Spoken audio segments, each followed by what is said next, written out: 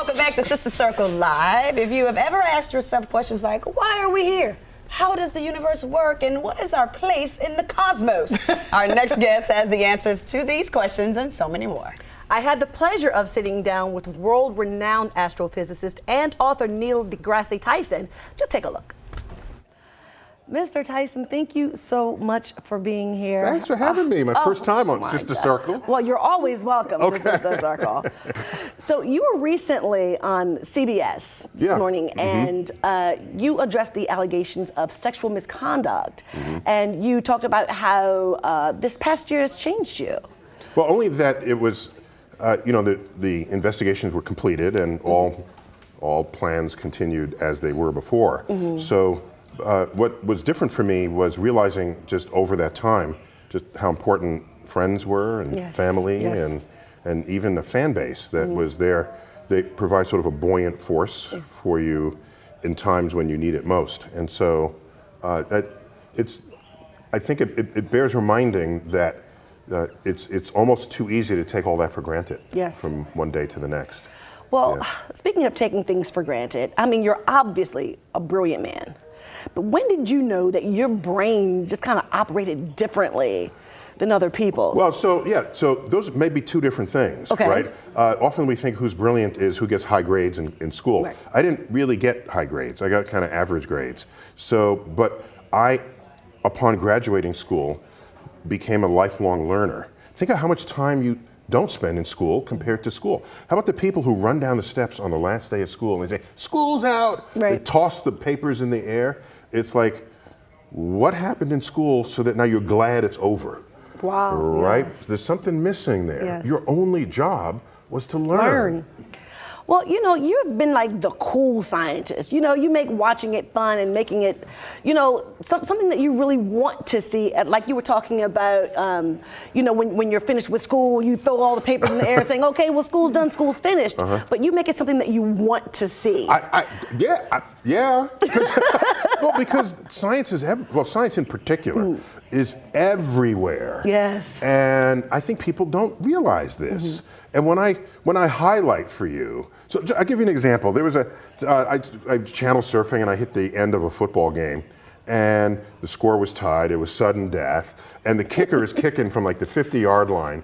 And then it just barely veers and it hits the left upright and then careens in for the win. Okay. And I said, wait a minute. So I did a fast calculation and I said, you know, that ball was deflected 1/3 of an inch to the right because of Earth's rotation.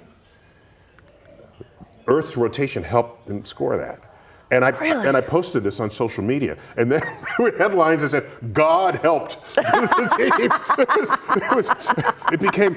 It became interesting local news. And all I did was clad science onto something people already cared about. Yeah. And so I think that's where the connection comes from and the valuation of saying, yeah, science is cool because it relates to my life. Right, right.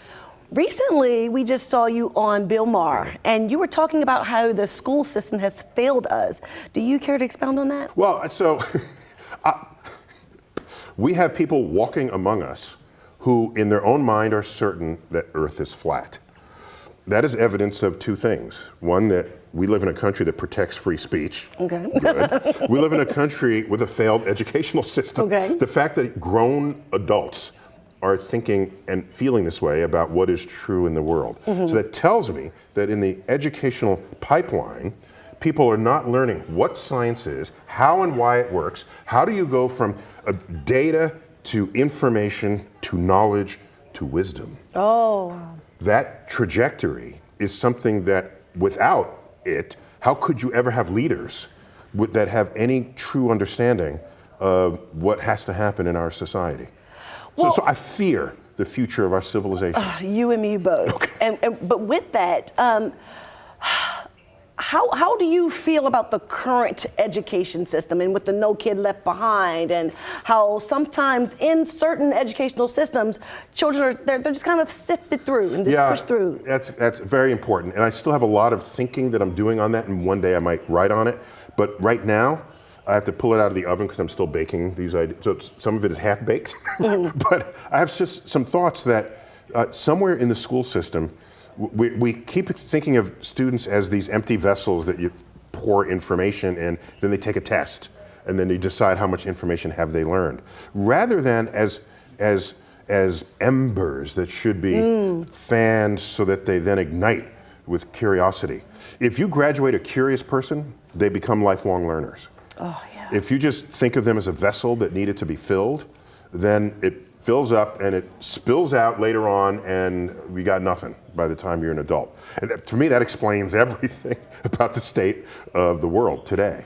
You have people who are not plugged in to an understanding of how this world works, why it works, and what the problems are with climate change and energy, and it just, are we the shepherds we need to be of the future of civilization? Oh my God. I don't think so. I love him so much. He's such a brain on 2 feet. But we'll be right back with more of my interview with him after this. I like brains on 2 feet. Brain on 2 feet is good. I like that. I would not want a brain on 1 foot.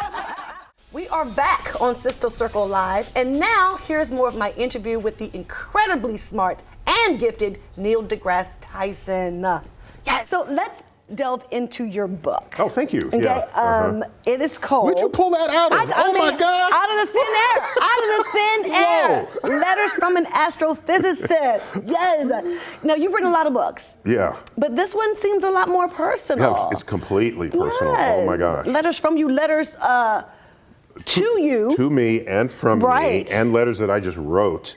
Well, one is to NASA. Oh. Not when I was a kid, but like last year I wrote it to NASA, because NASA and I were born the same week. Yeah. And I talked about how the 1960s, when NASA went to the moon, looked different to me. What do you mean? Because I saw the civil rights movement, and nobody going to the moon had anything near my skin color. Right, and so, right. so it's 2 Americas over that time. And so I just, in my letter to NASA, I just reminding NASA that not everything happened.